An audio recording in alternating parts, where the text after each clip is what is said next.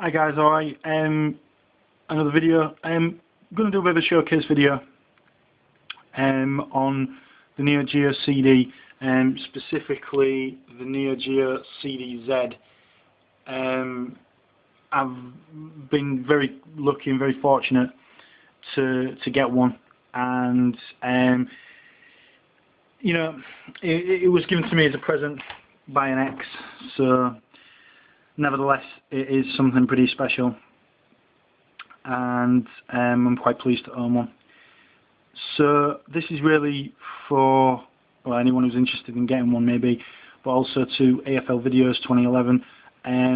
Dave, how are you doing, mate? Hopefully this might encourage you folks to give you a bit of extra monies towards your Neo Geo. So here you go. I suppose it's an overview. I'm going to chuck in a bit of gameplay and stuff like that, and just show off what I've got for it. So typically, what you would get is obviously what I got was the Neo Geo. I got one controller with it and some games and bits and pieces. The controllers are pretty much the standard. Pretty much standard kind of controls. What I like about them though is take a look.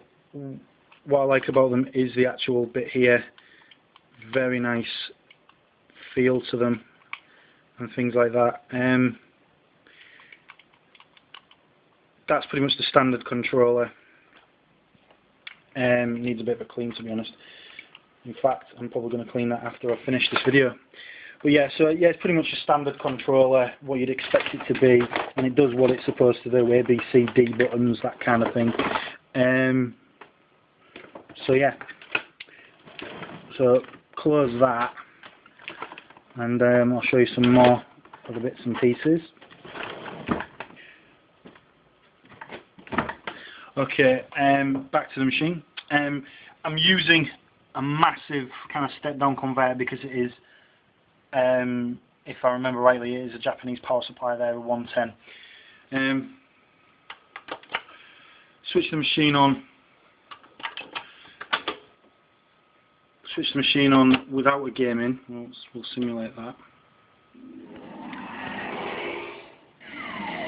And you get the classic Neo Geo boot screen, which is Neo Geo CD boot screen, sorry, which is pretty cool.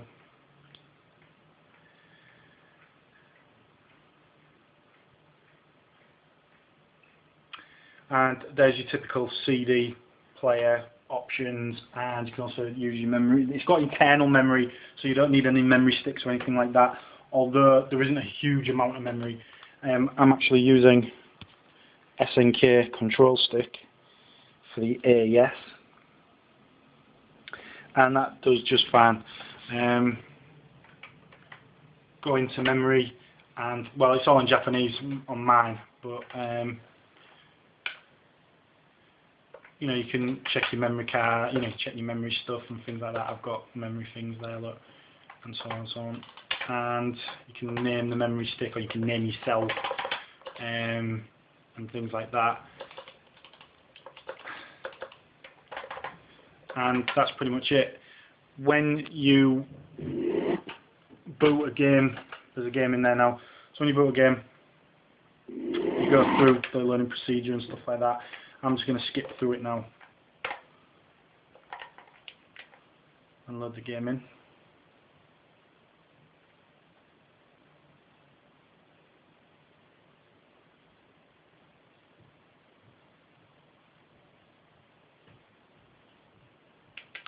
And away we go. One thing I should mention, guys, is this is the CDZ, obviously, as you've seen. So it is a slightly faster variant, although that, I mean, there is loading times, there is a loading wait for various things within the game. They're not unbearable. Some people argue that they are, some people argue that it takes a while to load, and I think it's because they're used to the Neo Geo's instant loading kind of thing.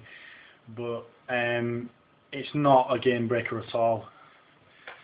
So there we go, guys. So let's just have a quick arcade game.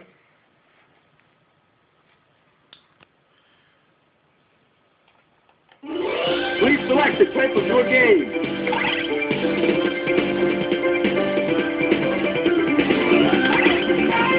One of my all-time favourite golf games. I don't normally like golf games, if truth be told.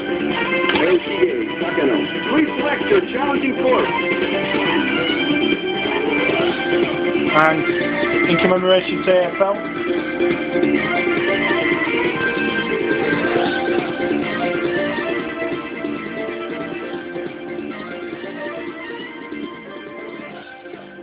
let's go to the, I've just turned it down a bit there guys, let's go to the fake Blue Lagoon golf course in Cairns. Australia, Blue Lagoon Golf Course. Final day, final party start. Good luck.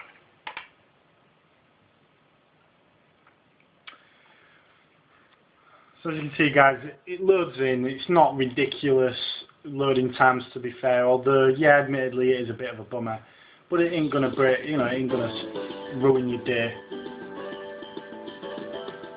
And there you go, as you can see, this is golf, but what makes this kind of cool is the animation, the graphics. It's fun. So as you can see guys, what you've got to do is you line yourself up, your trajectory and stuff, just using the joystick. You can change your clubs with up and down. There's a power gauge. So you just got to have your finger on the A button, set your power, and then you've got to get it kind of in the nice column there and in the nice portion. I didn't do bad. And there I go. I'm on the green. I'm on the fairway, sorry. And just be conscious of things like wind and things like that. The animation on your guy is pretty cool.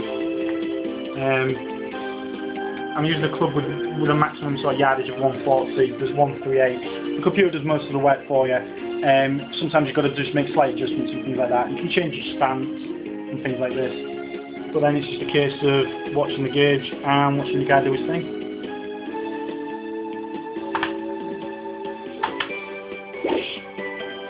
So there we go.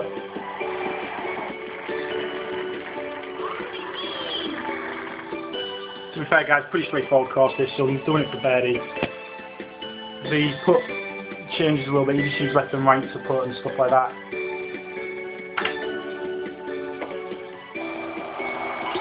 It goes in, birdie.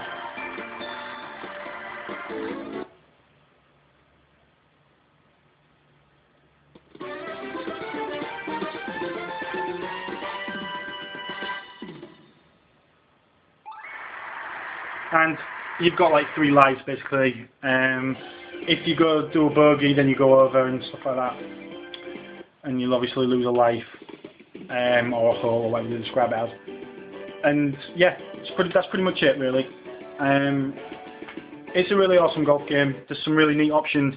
I would strongly advise Dave to get this game as his first port of call, because you might not like golf, but this game will make you change your mind about golf games.